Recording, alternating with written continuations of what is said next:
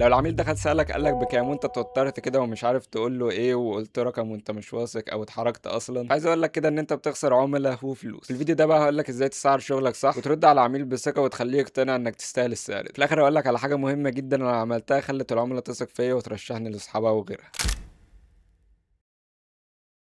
اول حاجه عايزك تفهمها ان المشكله مش في السعر، المشكله فيه. خليني اقول لك ان العميل مش بيدفع فلوس، هو بيستثمر. فلو حس انك هتكسبه هيدفع لك وهو مبسوط، ولو طبعا ما حسش بكده او الارقام والشكل العام ما بيقولش كده، اكيد حتى لو ببلاش مش هيشتغل معاك. عايزك تفهم وتحط في دماغك جدا النقطه دي. طيب ماشي، ازاي بقى اخلي العميل يحس بالقيمه والكلام اللي انت بتقوله ده؟ فهنيجي بقى نخش على تاني حاجه، وهي انك ما تقولش السعر قبل ما تفهم. في غلطه ناس كتير قوي بيقعوا فيها، وهي ان العميل يخش يقول لك عايز تصميم فانت تقول له 200 جنيه على طول مثلا. فالصح تعمل ايه؟ المفروض تساله المشروع ده ليه، هتستخدمه فين، هدفك منه ايه. ابعت لي مثلا اشكال انت عايز زيها او الشكل العام اللي انت عايزه كده، لانه ممكن اتنين يبقوا عايزين نفس الشغل وواحد ياخد منك ساعة والتاني يوم عشان هيبقى اصعب مثلا وفي شغل كتير. فانت اكيد ما ينفعش توحد السعر كله، ان انت ما بتبيعش منتج، انت بتبيع خدمة، وعلى حسب الخدمة بقى ونتيجتها والشغل اللي فيها وخبرتك وكده. نيجي بقى للنقطة التالتة بقى، وهي انك ازاي تقول السعر بثقة. اكبر فرق واكيد ملحوظ بين واحد محترف وواحد مبتدئ مش في السعر خالص، هي في الطريقة اللي بيقول بيها السعر. لو حد مبتدئ او مش واثق في نفسه ممكن مثلا قال له بكام بعد ما عرف التفاصيل وكده، يروح قايل له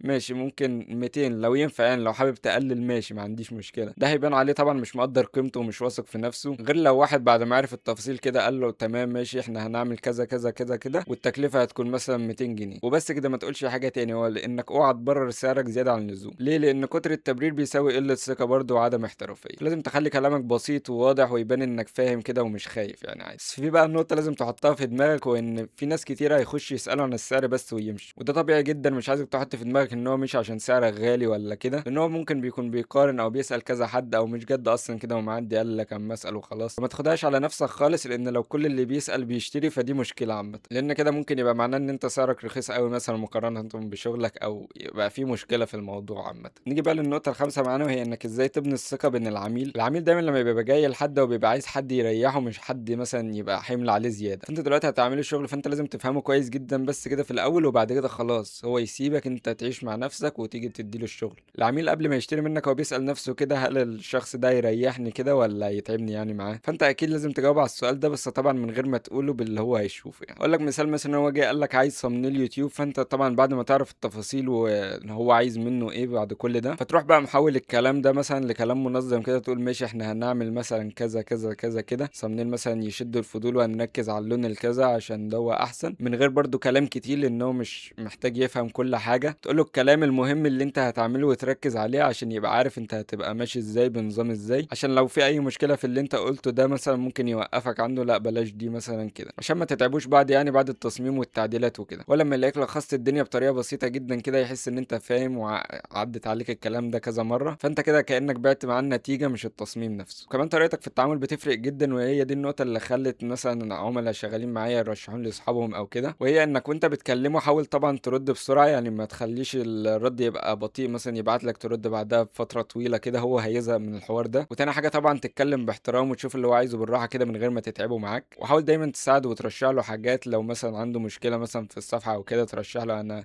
ارشح ان احنا نغير كذا، عندكم مشكله هنا او كده. طبعا لو انت فاهم في الكلام ده، لو مش فاهم بلاش عشان ما يبقاش فيه مشاكل. يعني مثلا كان ممكن يجي لي حد عايز مونتاج فانا ارشح له حد بتاع مونتاج، حد عايز اللوجوهات فانا طبعا اقول له لا بلاش انا مش متخصص لوجوهات، ابعت لك لينك حد متخصص. فهو كده يفهم ان انا عايز اساعده، عايز اديله احسن حاجه، مش عايز اعمل له اي كلام وخلاص واخد فلوس. خلي برضو دايما تحسسه ان هدفك الاول مش الفلوس وخلاص، مش عايز تساعده ولا حاجه انا عايز اخد منك فلوس وامشي، لا طبعا هو ده كده كده الشغل وحقك طبعا الفلوس دي وكل حاجه، بس لازم طبعا تعملها بطريقه طبعا متوازنه ان انت ما تحسسوش ان همك بس الفلوس يعني. فانت الكلام ده بقى هو اللي بيخلي العميل يثق فيك ويرجع لك تاني ويرشحك لاصحابه وكده، وانا باكد لك على المعلومه دي جدا، فركز عليها ورد بسرعه. فبس كده، مش عايز بقى الناس تسال ازاي اسعر شغلي، ان ده سؤال عام جدا، انت بقى بتحسبها على حسب مجهودك وشغلك وخبرتك ووقتك اللي انت اخدته في التصميم، وكل ده بيبقى المتوسط. طبعا انت بقى بالتفاوض مع العميل، مثلا ممكن عميل هتعمله كذا تصميم ورا بعض، ممكن عميل تصميم واحد، فانتوا بتتفقوا مع بعض وعلى حسب البادجت، يعني مش حاجه ثابته خالص. فبس كده عايزك بقى تركز على القيمه والنتيجه اللي انت بتقدمها، لان هي ببساطه الفكره مش ان سعرك هيكون غالي او كده، هي بس الفكره ان العميل ما بيكونش شايف القيمه والنتيجه اللي انت هتقدمها له. فبس كده اتمنى تكون استفدت، وما تسالش السؤال ده تاني ازاي اسعر شغلي، عشان ما حدش هيديك رقم، وحتى لو اداك رقم فهو كده بيحجمك وده غلط. فبس كده ما تنساش اللايك والسبسكرايب وفول على الانستا. مع السلامه.